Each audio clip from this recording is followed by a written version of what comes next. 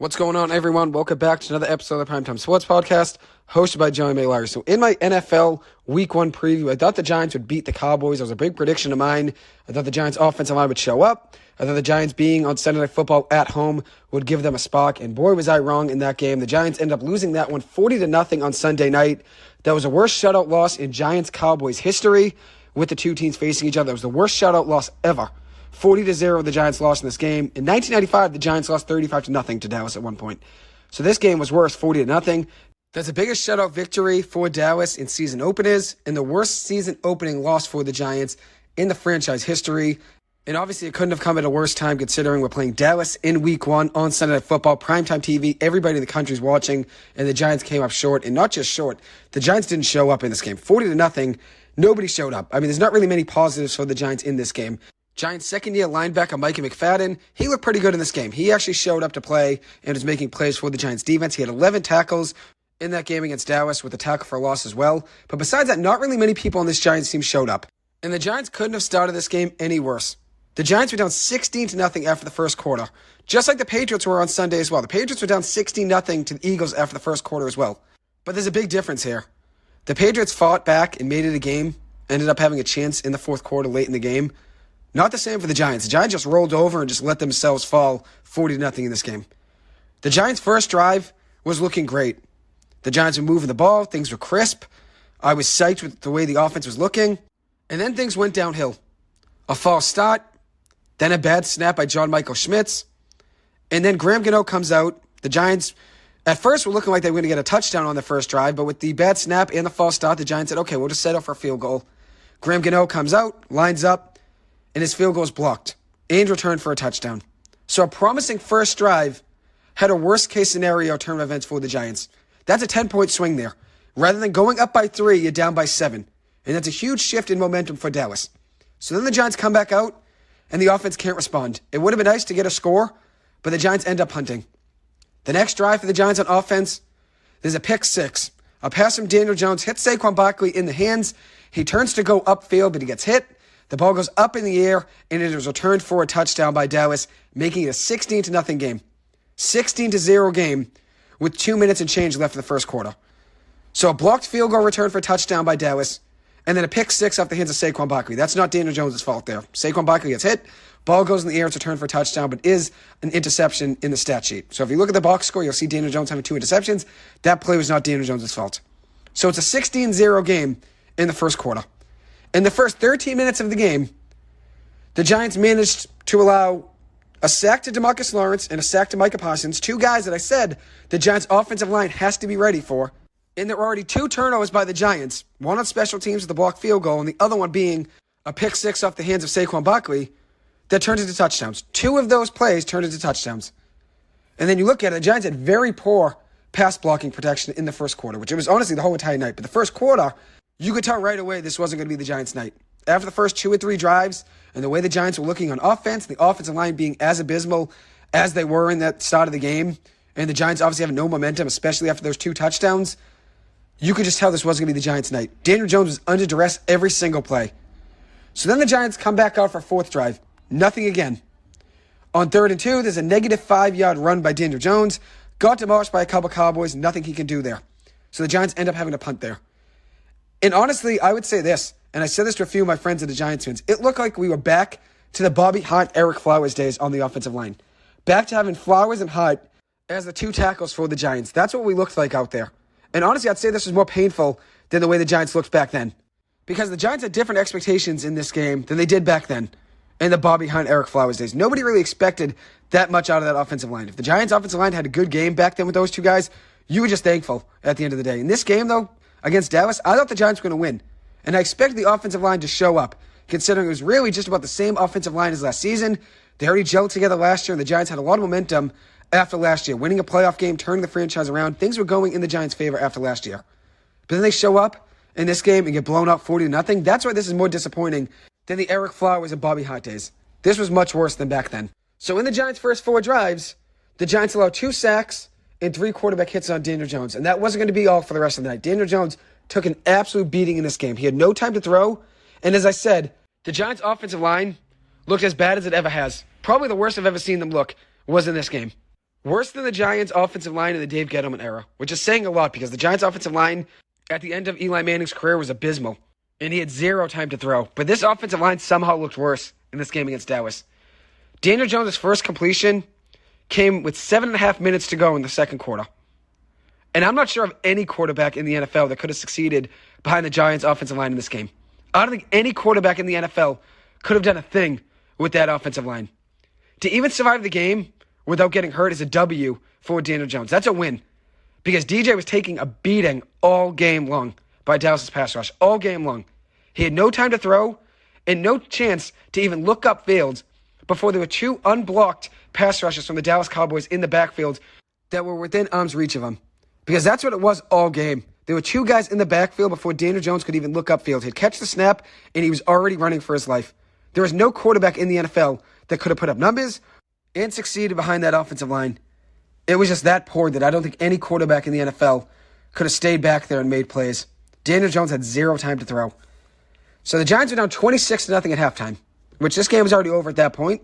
But I said, okay, it's 26-0. Let's come out of halftime. Let's try to get a score on our first drive, get some momentum, and let's see what happens. Because when it's 26-0, it is still a long ways to go. But if you put a good drive together on offense, have a good drive on defense, you're down 26-7 with the ball, let's say, hypothetically, and you have a chance to make it 26-14, which would obviously flip momentum. But that wasn't the case. That wasn't the case at all. The Giants were down 26-0, and the offense didn't look any better in the second half. In the first half, Dallas had 4 sacks, 2 turnovers forced, with 2 of them being interceptions, a field goal block for a touchdown, a missed field goal by Graham Gano, and a dropped pass by Jalen Hyatt, with also 3 penalties by the Giants for 47 yards. What could have went wrong in this game went wrong. And honestly, it went wrong more than you could ever expect. When it rains, it pours, which is true here, figuratively and literally in this game. When it rains, it pours, because it was pouring in this game. I feel bad for the Giants fans that had to sit through it, but then also figuratively as well, because Daniel Jones and the Giants had nothing going for them early in this game, and honestly in this game overall. In the first half, it was sacks, turnovers, blocked field goals, missed field goals, dropped passes, penalties. Nothing could have went right for this Giants team in that game. In the first half, that's when you're supposed to come out and start the season on a high note. And the Giants just came out with a dud. Daniel Jones at half was nonstop pressured. By halftime, I was just happy Daniel Jones was able to stay healthy because he was taking a beating back there. By the time the snap could hit Daniel Jones' hands, he had no time to look upfield because at least 1, usually 2 Cowboys pass rushes were already in his face unblocked.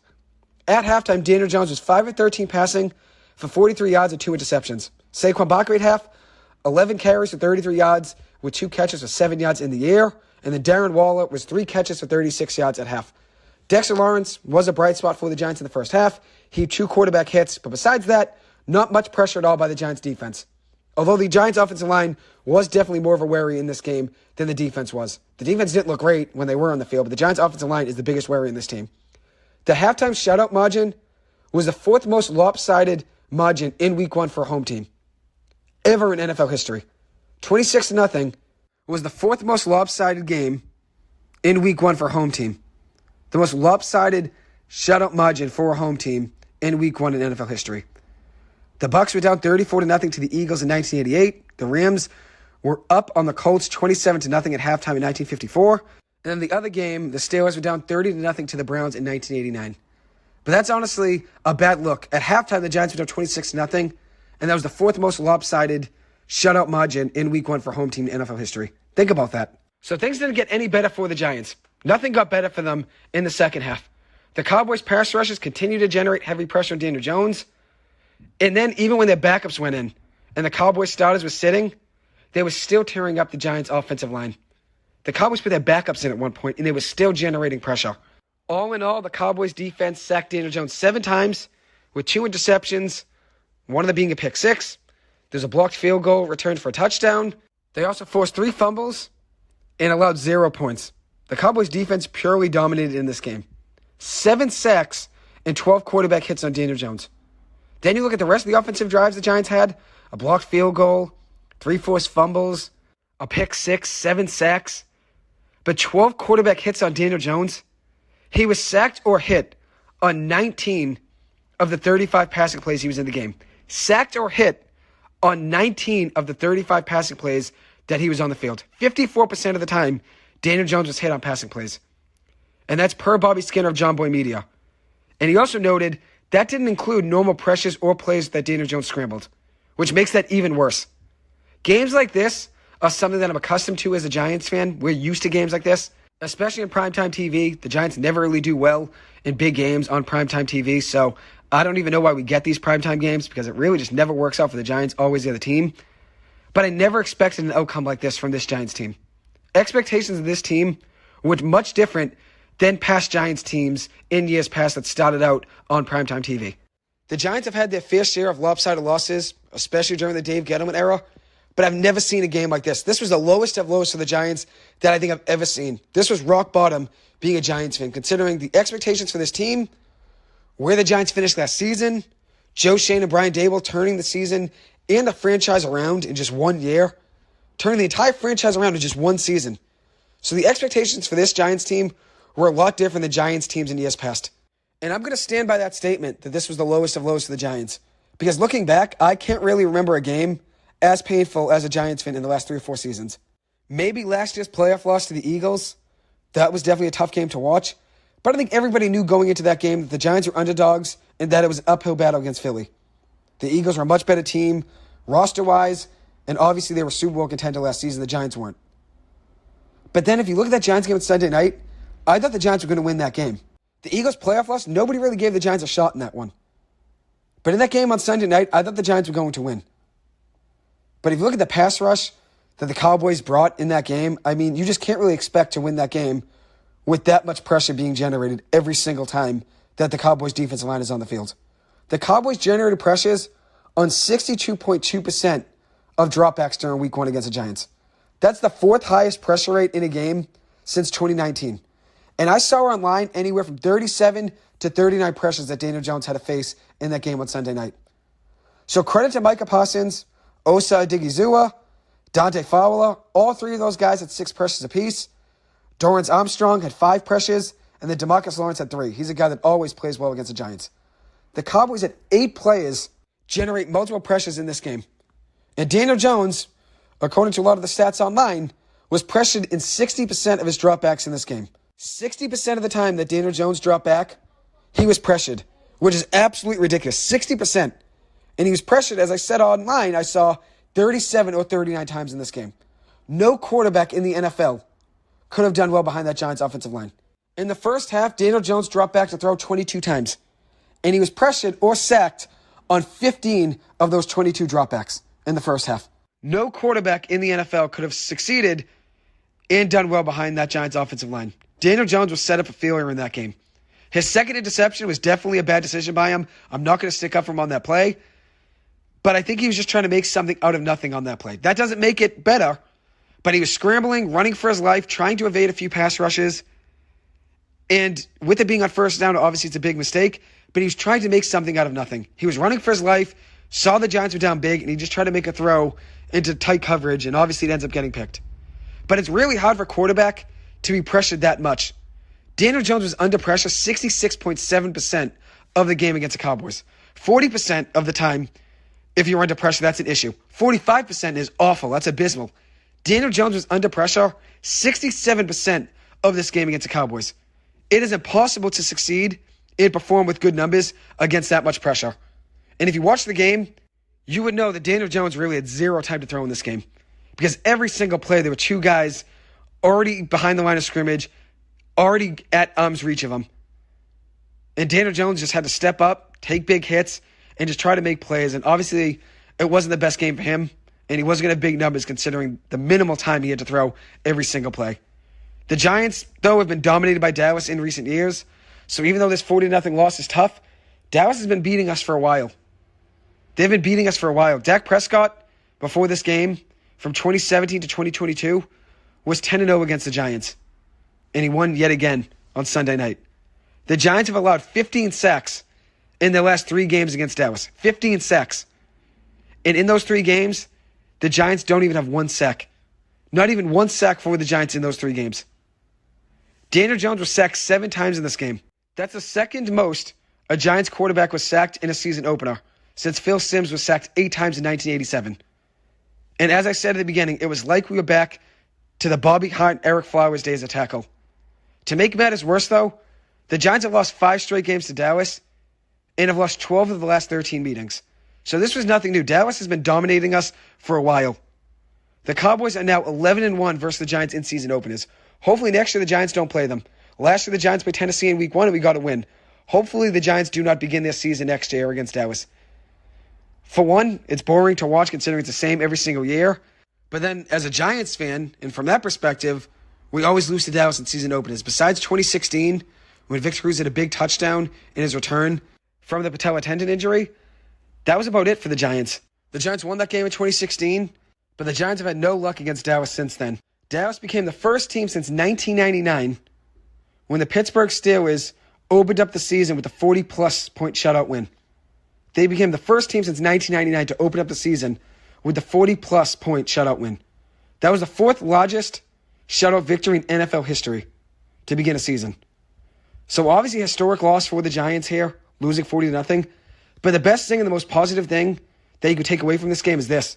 Despite how poor the Giants looked all night in that game on Sunday night, a loss is a loss at the end of the day, whether you lose by 1 or you lose by 100. A loss is a loss, and it counts as just one game.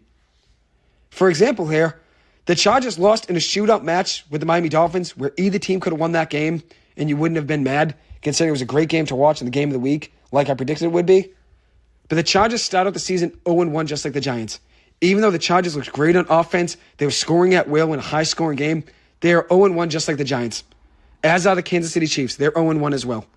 And obviously all 3 teams that I've listed there, Giants, Chiefs, and the Chargers, all have very different circumstances. But the reality is this.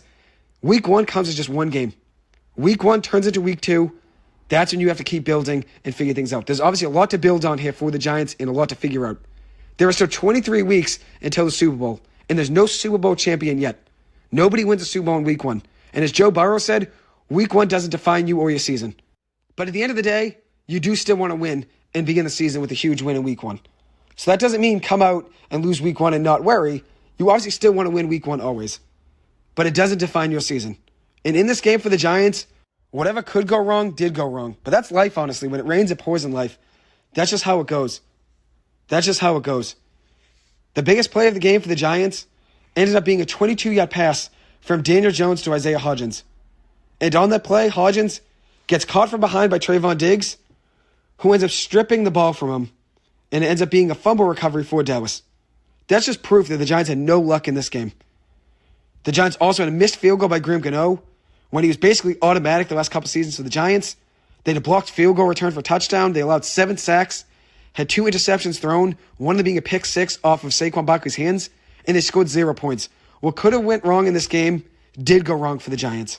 And an interesting stat I saw online from The Athletic is that no team in a single season has lost a game 40-0 or worse, lost the sack battle in a game 7-0 or worse, lost the turnover battle in an individual game 3-0 or worse, had a blocked field goal return for a touchdown, and threw a pick 6. No team in NFL history has done all 5 of those things in the same season. The Giants did that all in one single game. So that's obviously proof that things could just not go any worse for the Giants in this game. Nothing could have gone worse for the Giants. And if you look at the Cowboys offense, they didn't really have to do much to win this game. The Giants handed the defense and special teams for Dallas 2 touchdowns in the first quarter. So you really didn't need much from Dak Prescott in this game to get a win. But now it brings up the question this. Where do the Giants go from here? Luckily, I'm not sure there's any way you can start a season worse. So it's really only up from here for the Giants. The beauty of football is this. After week 1, 16 teams are 0-1 and 16 teams are 1-0. And obviously, there's sometimes a rare tie. But most of the time, it's 0-1 or 1-0 for 16 teams and 16 teams, respectively. And the way I see it is this. We wait all winter, spring, and summer for the return of football. Why give up hope for an entire season after just one game? I know a lot of Giants fans are down, and there's obviously a lot of issues for this Giants team. We still got a lot to fix. I understand this was an abysmal and devastating loss, especially on primetime TV. But there are still 16 more games to go. 64 more quarters of football to get back on track. So there's still some time to bounce back for the Giants. I'm not losing all hope. Go to Arizona on Sunday and win this game. That's how we can get back on track. One of my biggest worries for this Giants team, the offensive line, obviously, which I've mentioned it now a million times. Evan Neal looked awful at right tackle for the Giants. Against Cowboys backups even, he was still struggling, which is a big worry. Now a second-year tackle, the Giants needed him to progress and take a big step up. People are already labeling him as a bust. I wouldn't say he's a bust just yet, but if this were to continue for another, let's say 6, 7, maybe 8 games, then he'd be in bust territory. But considering Andrew Thomas struggled his rookie year and then really made great strides from year 1 to year 2, then to year 3, I still hold out a little bit of hope here for Evan Neal. Maybe he becomes a god, and that's a big thing that can help him get back on track. That was obviously huge Eric Flowers and making his career longer than it was going to be a tackle. He becomes a god, and he ends up being a little bit more productive than he was a tackle and more successful. So we'll see what happens with Evan Neal. Andrew Thomas's hamstring injury, that's obviously a worry as well. He hurt it on the pick 6 trying to make a tackle and wasn't 100% for the rest of the game, but played through it. That's obviously a worry. I'd imagine the Giants will sit him on Sunday against Arizona and then get him ready for next Thursday night against San Francisco. Because if he plays Sunday versus Arizona, he's probably not going to play next Thursday as well against San Francisco. So I'd imagine he sits this game and gets ready for next Thursday night. Another worry for the Giants here is that in their last 2 games, they've been outscored 78-7. 78-7 in their last 2 games. With the playoff loss to Philly being the last game of last season, and then Sunday night's loss to Dallas. 78-7, the Giants are outscored in their last 2 games. They need to find a way to get back on track and get a win this weekend. Even if it's against a tanking team like Arizona, a win's a win. Brian Daboll and the Giants have a lot to figure out, but as I've said now multiple times, week 1 turns into week 2. There's still a lot of time to improve, and nobody's a Super Bowl champion yet. Everybody in the NFL has something to work on at this point. But the Giants' offensive line has to respond and get better this week, because that could sink this season quicker than it even started. The Giants' offensive line in that game was just abysmal. Andrew Thomas allowed 3 pressures. Ben Bredesen allowed 2 pressures. John Michael Schmitz, rookie center, allowed 3 pressures and also had a bad snap that ended up leading to that blocked field goal return for a touchdown. Mark Lewinsky allowed 9 pressures as the right guard and also 3 sacks. And then Evan Neal at right tackle allowed 9 pressures and a sack as well.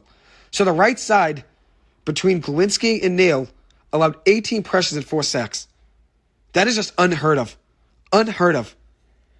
And then for the Giants defense, they need to get pressure. The Giants defense wasn't the biggest deal in this game. We wouldn't have won this game even if the Giants defense played lights out, considering the offense couldn't score and we gifted Dallas 2 touchdowns in the first quarter. But the defense needs to get more pressure. No sacks in the last 3 games against Dallas. And in this game, besides Dexter Lawrence, nobody really generated any pressure for that Giants defense. Dexter Lawrence had 2 quarterback hits and 2 pressures. But then the other 3 big pass rushes of the Giants, Kayvon Thibodeau, Leonard Williams, and Azeez Ojulari, all 3 of those players had 0 pressures combined. 0 pressures between Thibodeau, Williams, and Ojulari. That can't happen. You need those guys to step up. And then one other thing I want to see in this game for the Giants against Arizona, I want to see them let Daniel Jones air it out. Give him time to throw and let him find ways to pick the defense apart. Because that's what he was good at last season, and the Giants need to give him time to throw. The last 9 games for Daniel Jones following a loss, he has a 7-1-1 record, 7 wins, 1 loss, and a tie, with a 70% completion percentage, 9 passing touchdowns to no interceptions, a 100.5 passer rating, and 4 rushing touchdowns. He has responded in every single game following a loss. The Giants need him to respond in this game on Sunday against Arizona. And there's 2 clips I want to play you now from Micah Parsons, Cowboys linebacker, that I want to give my thoughts on. Give me 1 second and you'll hear it here in just 1 minute. Here's the first clip with Micah Parsons talking about the Giants leaving Daniel Jones in the game with backup offensive linemen protecting him in a 40-0 blowout in the 4th quarter. Here is Micah Parsons giving his thoughts on that situation. It's called protecting your guy. You know, something I thought the Giants should have done. I don't think Daniel Jones should have been in that game in the 4th quarter. I thought they should have protected him and pulled him out, and barring injury, their season will be over without Daniel Jones. The Bengals did the smart decision by pulling Joe Burrow, saying, hey, we're going to submit, we're going to take our loss, and we're going to move on to next week and get better. That's the best thing you can do. I do not agree with Daniel Jones staying out there into that last drive. I thought that was wrong. I thought it was deceiving. That's your franchise quarterback, and he's out there with the backup offensive line still getting sacked and hit. I just didn't understand. Maybe it was a, prove-it moment by the Giants. I have no idea. A learning lesson. Who knows? But I thought Daniel Jones should have got pulled out. So it technically is not benching. So there was Micah Parsons on The Edge, which is his podcast for Bleacher Report. There was his thoughts on Daniel Jones staying in the game in a 40-0 blowout. And I hear what he's saying. It is very risky leaving Daniel Jones in a 40-0 game, especially with backup offensive linemen, and especially with the beating he took all night. Why leave him in and try to get him hurt? I think Daniel Jones stayed in because he wanted to see if he could get something going momentum-wise on offense, see if the Giants could get one good offensive drive and bring that into next week against Arizona. And obviously that wasn't the case, and it was a big risk. He could have got hurt in that game. But Daniel Jones is as tough as they come. But I do hear Micah Parsons there. I do hear him. Daniel Jones was getting hit all night. Why leave him in the game in a 40-0 blowout? And I think it's because Daniel Jones wanted to find some momentum. But there is a big risk in doing that, where he could have ended the season with an injury. Parsons is right about that. It is very risky. But Daniel Jones is as tough as they come. He doesn't get enough credit for being as tough as he is. He's one of the toughest quarterbacks and players in the NFL. Especially you see the beating he took last week and all last season. He was getting hit hard all last season, but the Giants are winning games, so nobody really talked about the offensive line. But now with that big loss in Sunday Night Football, people see again that the Giants' offensive line isn't good, and it wasn't really good last year, but Daniel Jones made it work. He made it work last year. But this offensive line, as I said, looks like it could be rock bottom. And if they don't figure it out, the Giants' season could be sinking. But there's still a long way to go. 16 games to get back on track. Hopefully the Giants' offense and their offensive line can figure it out. Because Daniel Jones, Saquon Barkley, Darren Waller, Paris Campbell, Darius Slayton, Wan'Dale Robinson, these guys can be special together. Jalen Hyatt as well. This offense can be special. But the offensive line has to figure it out. Because Daniel Jones cannot do it on his own. No quarterback in the NFL could take those hits that Daniel Jones was taking and still find a way to be productive on offense. No quarterback in the NFL. People bring up Daniel Jones' big contract. 4 years, $160 million. He did get paid. But that's just the market for quarterbacks in today's day in the NFL. But Daniel Jones can't protect himself out there. He can't be playing left tackle and right guard at the same time while playing quarterback. He needs help from that offensive line. And if you didn't watch the game on Saturday night, you'd look at the box score and think Daniel Jones was the issue. Daniel Jones was not the problem in this game. He was not the problem. No quarterback in the NFL could have survived there and made plays. None. Not even one. The Cowboys have a great pass rush, and then you add in the Giants' offensive line looking as bad as they did in that game. No quarterback could have succeeded. So here's Micah Parsons giving his thoughts on people saying Daniel Jones is not a good quarterback. Daniel Jones is not a bad quarterback. I know. Some of you may think that he is a bad quarterback and why re-sign him? You have to remember, Daniel Jones just went against top 3 defensive teams in the league. They're still learning to gel together. He's still learning how to be the guy. It's only his second year with Brian DeBoer, so he gets grace. I think nowadays we don't give the same grace as we do with guys like Peyton Manning when they came into the league. And for one thing, Parsons is right about that. Quarterbacks in today's day have to turn things around and show promise within the first 2 years, because otherwise they typically are moved on from. And the same goes to general managers, coaches. People want to see progress and want to see a vision for the future. If they don't see that in the first year, 2, maybe the third year you get, after that, you're gone. But here for Daniel Jones, people are still criticizing him in the contract he got. But last season, he proved he can win. And I always believed in Daniel Jones. This is coming from someone that believed in Daniel Jones since day one. I went through the ups, I went through the downs, and I stayed with Daniel Jones every step of the way because I always saw the vision in the promise in this kid and the talent. He didn't have anything around him. And John Mara was right a couple years ago when he said that we did everything we could to field this kid. He's absolutely right. Daniel Jones had no help around him, whether it was offensive line, whether it was coaching, whether it was the offensive coordinator position. Before last season, when Brian Daboll, Joe Shane, and Mike Kafka stepped in as the general manager, offensive coordinator, and the head coach, Daniel Jones didn't really have much help around him in any of those 3 positions. Didn't at all. But then last year, gets those 3 guys, and you see how good Daniel Jones could be. Daniel Jones is not the problem for this Giants team. I'm staying with them and believe it. Daniel Jones is going to turn things around. And when he does turn things around in this season, stay on that side. Remember what you're saying about Daniel Jones now, because he proved people wrong last season. He proved people wrong over the last 3 or 4 years. I can name you a million analysts, whether it's ESPN, Fox Sports 1, that said Daniel Jones is a bust. He's not a good quarterback. He doesn't belong in the NFL. He's not a starter. All of those people that said that about Daniel Jones, whether it was Stephen A. Smith, Dominique Foxworth, Dan Orlovsky, Colin Cowherd, they were all wrong because Daniel Jones proved last season that he can be a winning quarterback, and I always knew he could be. That never faltered for me, and I'm not going to give up now on Daniel Jones. It's one game. There are still 16 more to go. Let's get back on track and get a win on Sunday. In my next episode, I'm going to give a recap of every single game from week 1 in the NFL season, and then probably in my episode on Saturday, I'll give a look into every single game in week 2. I'll give you guys my full pick'em like I did last week, give you guys some score predictions and who I think will win each of the matchups in week 2. So as I said, I'm going to give a recap of every single game in week 1. That'll be in just a few minutes. I'm going to do that. I'll give you a preview of tonight's Thursday Night Football game. And then in my episode on Saturday, I'll probably touch on every game for this coming weekend on Sunday and Monday night and give you guys my thoughts on who I think is going to win each of those matchups. So anyways, that will conclude this episode. Thank you guys so much for taking the time to listen to this. As always, I appreciate it. I hope you guys have a good one, and I will see you guys in the next episode. Thank you.